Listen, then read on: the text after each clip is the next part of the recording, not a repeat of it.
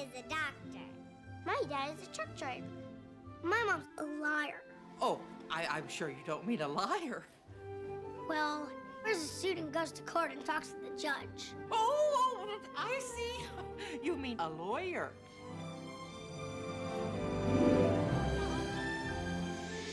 What's up, guys? Your boy Benny. Everybody's got a black sheep in their family, somebody who you know is an F-up that really isn't going to amount to anything, and you have no expectations of them. And then they go to the casino one night and just get lucky, you know? They hit it in the slot machines or roulette or backgammon, pick the right card at random, say the right number, and man, they made some cash, you know? They got a good win. And you're like, wow, that's very random. Good for you. Maybe you're not all out of luck. And this is what we think of CNN. This is not going to change our opinion of CNN. Obviously, we know that CNN is regime media, but sometimes CNN does pieces that surprise us and say, wow, you know, good for you. Like, it's actually a creative way to go about the news story. And that's what we're talking about here. We asked 10-year-olds about the election. Here's what we learned. This is a unbelievably interesting piece from CNN going through what 10-year-olds think about the American election between Donald Trump and Kamala Harris. Jarring to hear kids talk about politics and see the country so often anger political debate filtered through young people. When a child is asked to describe President Donald Trump and comes out with the words pure evil, it suggests a level of division that might surprise the average American. It actually just suggests that child's raised in a blue state and goes to public school. I doubt that even comes from the parent. I think that comes from the teachers, right? All the more reason to have major reforms in our education system. Nonetheless, researchers found that Democrat supporting kids drove polarization in a new study from CNN, that children were more likely to say that they wouldn't be friends with somebody who supports Trump. Kids in red states, on the other hand, were more likely to repeat misinformation. Oh, okay. Kids are likely to repeat misinformation. Okay, you know, I got kids. I got multiple children, and their entire lives are misinformation. Every single day, they think they're either a Ninja Turtle or a princess or, you know, the Great Pumpkin. What are you talking? Like, what are you talking about? Also, the Great Pumpkin, is that actually Donald Trump? We're not exactly sure. We'll find out on Halloween. Here we go, ladies and gentlemen. They conducted 40 interviews commissioned by Anderson Cooper's show. And talked politics with 80 elementary schoolers in Arizona and in New Jersey and in Texas. So this is what happened, and these are the results, and the results are, well, going viral right now. Also, I think it's very interesting. The kids in red states are actually the tolerant ones. Isn't that amazing? Isn't that amazing out of this, right? They're more likely to repeat misinformation. Have you ever talked to a kid? That's all a kid does is repeat misinformation, idiots. But the red state kids are the most tolerant. Isn't that amazing, ladies and gentlemen? And the kids love Trump. They really do. I mean, we've proven that here. Where's your daddy and your mommy, right? Do you want to go back? Do you want to go back to them, or do you want to stay with Donald Trump? Trump. Classic, but okay, here we go. What do the kids think of Kamala Harris?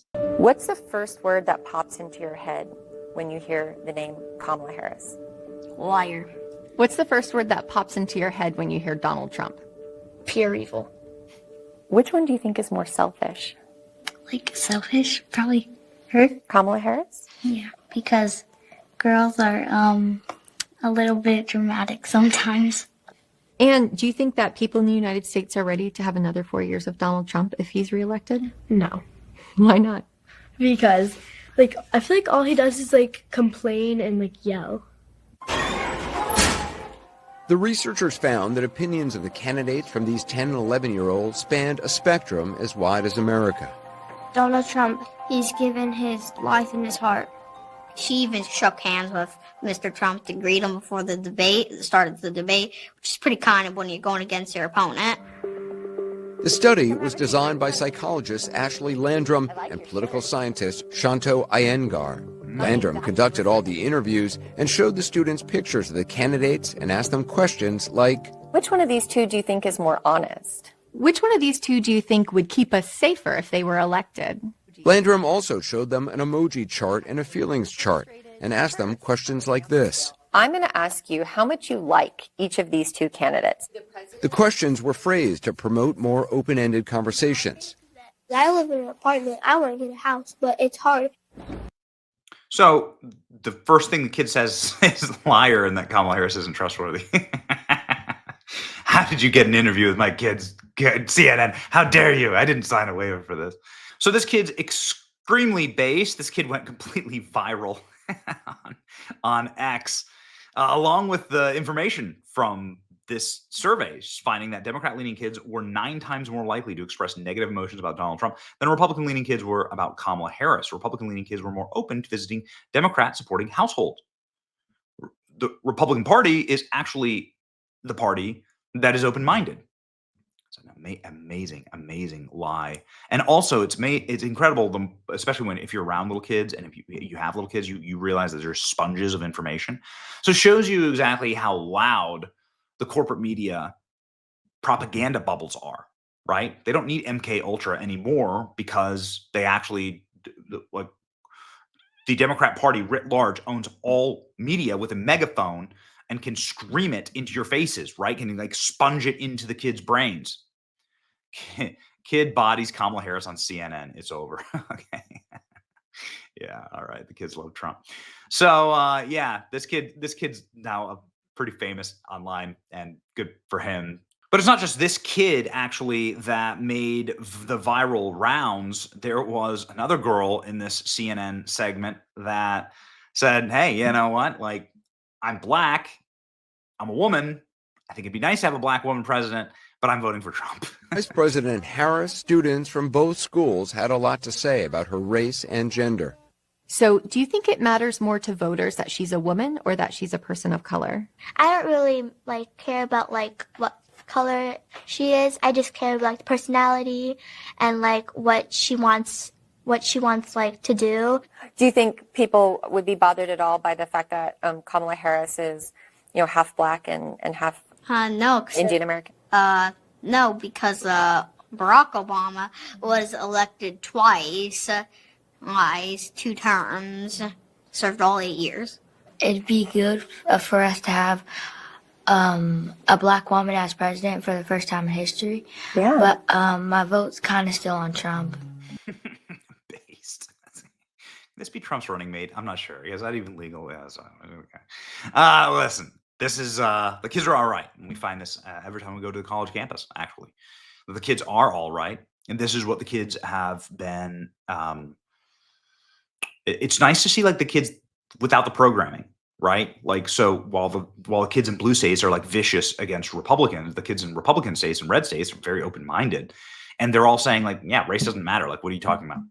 You ever spend time around children, right? In a legal way, not like a Joe Biden way. Spend time around children, and you'll find that they really don't care about this kind of stuff. This is all programming from society. And they program them at young ages. And this is why they want to get your hooks into your kids. Only a fool would allow his enemies to educate his children. Don't let them do this, right? Because kids on the level are just what do you mean racial? What are you talking about, racial hatred? That stuff needs to be programmed. The hatred of Donald Trump, that stuff needs to be programmed. It's great to see these kids in red states without the programming. What do they think of Donald Trump's assassination attempts? Trump is strong. Watch. Many children were also very aware of the first assassination attempt on former President Trump. And which one do you think is tougher? Hmm. Donald Trump? Because he did survive a gunshot. And does anything else make him tougher, do you think? Or was it mostly his reaction to that?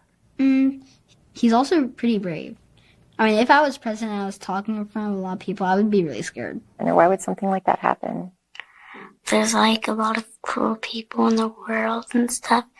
And whenever something like that happens to them, they'll want to take it out on somebody else that they don't like. Yeah. And how does that make you feel? Kind of nervous because and you never know, one day it could be you. What do the kids think about Trump's legal issues, right? It's a pretty weighty question to ask an adult, much less a child. But the answers are perfect. Here we go. One thing that the kids talked a lot about, former President Trump's legal issues. How much do you like Donald Trump using that scale? Probably, Donald Trump probably hates me for doing this, so, You really don't like Donald Trump? I mean, come on, he went to, jail, To be clear, while Trump was booked and released from jail, he didn't spend time behind bars. 32% of all students brought up the former president's legal issues. In general, kids who said they'd support Donald Trump did not see his legal problems as a disqualifier. Hi, how are you doing today? This was in May before Trump's conviction. Should he be president again still? Yeah, we can say, for example, JFK. He cheated on his wife, but, people still loved him. George Washington, Thomas Jefferson, both slave owners. Being a slave owner is really bad. It's a really bad thing. But they still had 2 terms.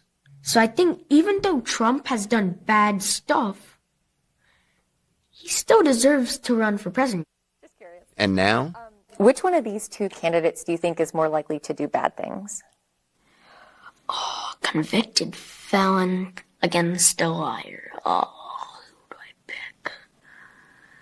Let's say Trump because he's a convicted felon. Do you think it's okay for somebody who is a convicted felon to become president of the United States? Yes. In closing, I think this is an amazing piece by CNN. And it doesn't seem like they rigged their findings, right? They sort of showed the good, the bad, and the ugly. And the good is that the kids in the red states were the tolerant ones. I mean, maybe that's not good for the long-term survival of the Republican Party because the Democrat ones have been now completely and totally programmed to be little hate bots. But I think it's good for the nation, actually. I'm proud to be a part of the movement that actually doesn't try and instill viciousness and venom into the children, right? Sadistic. Here we go. The findings, the final findings that red state kids are way better adapted than blue state kids. Also, I think you got to blame the teachers on this one. Go.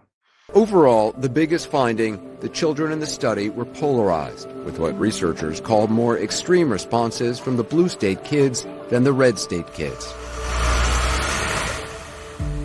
Donald Trump, he did bad things. He's like Hitler. He only wanted to be president so that he can just control everybody. Trump is supporting January 6th now. I remember that January 6th was a bunch of Republicans believing Trump. I feel like they thought Trump was a god. People got arrested. I think one officer died afterwards. That was a big day. The study found that these Democrat-leaning kids were about 9 times more likely to express negative emotions about Donald Trump than Republican-leaning kids were about Kamala Harris. Why might that be? Psychologist Ashley Landrum has some ideas. So Donald Trump is a very polarizing figure, and it's very possible that the kids are reacting to their parents reacting to Donald Trump being a very different kind of political figure than what we've seen before. So do the red state kids hold as strong of attitudes? Well, not when we're talking about Kamala Harris. In part, that could be because they don't know that much about her. Landrum was also curious about how kids saw their peers in the political divide. So do you think that the kids that lived in those 2 houses would be friends with each other? They can. There's no law breaking that. It doesn't matter if you are different by skin color or it doesn't matter if you are different by people. You can still be friends. The study found that Republican-leaning kids were more open to visiting a Democrat-supporting household. But Democrat-leaning kids were about 5 times more likely to say they would not want to go to a pro-Trump house. Would they be okay with you going over to somebody's house who is really supportive of President Trump? No. No? And why not? Because they know that he's not like black people, so they will not be happy to see me. Would your family let you go over to somebody's house who's really supportive of Donald Trump? No. No, they wouldn't? No. And why not? Because, my mom and dad don't like Donald Trump at all. Not a single bit. Would you be okay going over to somebody's house whose family really likes Kamala Harris? I think it'd be fine. It's just about the personality of the people. Would your family be okay if you went over to somebody's house who really liked Donald Trump? if I want to be real over here, so if I just went over there, I imagine be a good old argument or a fight, maybe like a food fight or something.